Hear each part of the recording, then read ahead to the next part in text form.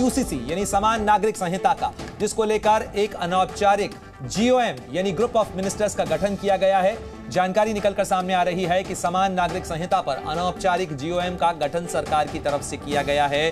सूत्रों के मुताबिक इसमें केंद्रीय पृथ्वी विज्ञान मंत्री और पूर्व कानून मंत्री किरण रिजिजू हैं, साथ ही स्मृति ईरानी और जी किशन रेड्डी और अर्जुन राम मेघवाल जो कानून मंत्री हैं, उन्हें इस जीओएम के अंदर शामिल किया गया है। अनौपचारिक जीओएम की कमान जानकारी मिल रही है कि किरण रिजिजू को सौंपी गई है। तो ये मंत्री समूह बनाया गया है जिसके अंदर 4 मंत्री जो हैं वो इसके सदस्य हैं, जिसमें किरण रिजिजू, स्मृति ईरानी, जी किशन रेड्डी और अर्जुन राम मेघवाल, इन 4 मंत्रियों का एक जीओएम बनाया गया है जो कि यूसीसी समान नागरिक संहिता पर बातचीत करेगा। एक तरफ जहां ड्राफ्ट के ऊपर चर्चा चल रही है, साथ ही इस पूरे मामले को लेकर all India Muslim personal law board का रुख सामने आया है, जिसमें उनकी तरफ से कहा गया है कि वो यूसीसी का विरोध करेंगे। इस बीच में सरकार ने एक अनौपचारिक जीओएम का गठन किया है।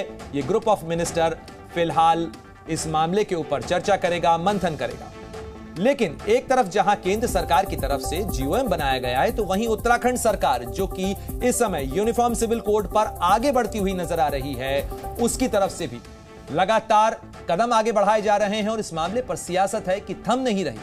पहले से ही यूसीसी की खिलाफत कर रहा था all India Muslim personal law board, और अब लोगों से इसका विरोध करने की अपील भी की गई है बाकायदा। और यूसीसी के मुद्दे पर चर्चा करने के लिए आज all India Muslim personal law board ने एक अहम बैठक बुलाई है, और इस बैठक के बाद बोर्ड की ओर से क्यूआर कोड वाला एक लेटर जारी किया गया है, जिसमें लिखा गया है कि इसे स्कैन कर आप अपना विरोध जता सकते हैं।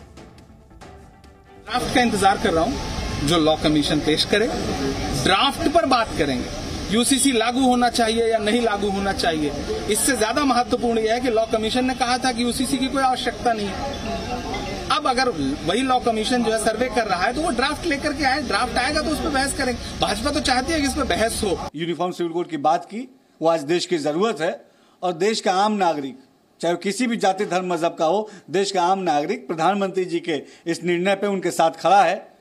हालांकि कुछ विपक्षी दल इसके ऊपर बेवजह की राजनीति कर रहे हैं, जो कि हर तरीके से अनुचित है। विपक्षी दल हमेशा अपनी निजी राजनीतिक स्वार्थ को ऊपर रखते हैं।